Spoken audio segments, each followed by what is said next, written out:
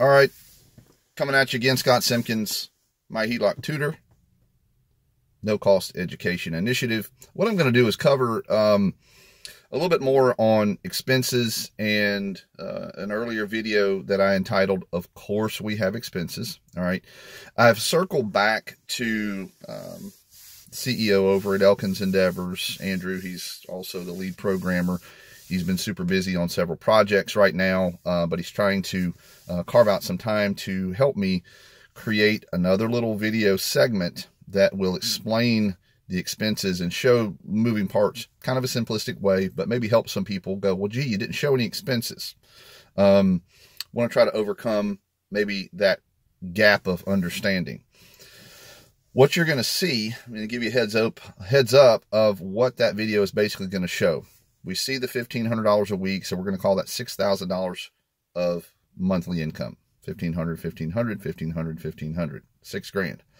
Then you're going to have about $1,000 a week of expenses, and then you're going to have a HELOC payment.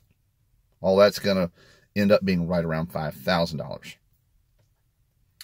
Going to show you two ways. That's the plan, at least. Two ways of doing things. One is with a debit card, where you're paying those $1,000 of expenses weekly. Okay, so that means $1,000 is going to have to leave your bank account from out of the HELOC up through your checking account and out to wherever you spend it, grocery store, putting gas in the car, whatever, right? You're spending your $1,000 a week. That's going to be one method. And of course, the $1,500 a week coming in. So it's going to be a net of about $400 to $500 a week that remains in the HELOC. All right. The other way I'm going to show you has to do with credit cards. No, you don't have to use credit cards. Okay. You get away with not using a credit card, but if you use a card, you're using it responsibly. I always tell you that. Don't go out and buy stupid crap just because you got a credit card. That's your problem, not mine. Run all of your expenses, that $1,000 a week. It's still $1,000 a week. You got to go get gas, groceries, etc. when you need it. So go get it. And again, we're averaging $1,000 a week instead of using a debit card, which obviously draws on your accounts immediately, takes the money out immediately when you use a debit card. Instead of doing that, we used a credit card. So that $1,000 a week gets charged into the statement balance for the credit card. But your $1,000, where is it? It's still in the HELOC because it didn't have to go anywhere.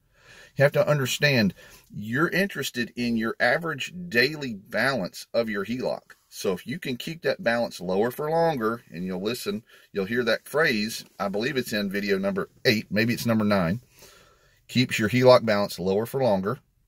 Okay, so if you do all of those $1,000 a week expenses through your credit card, then what that means is when the credit card statement comes due, it's going to be a $4,000 balance.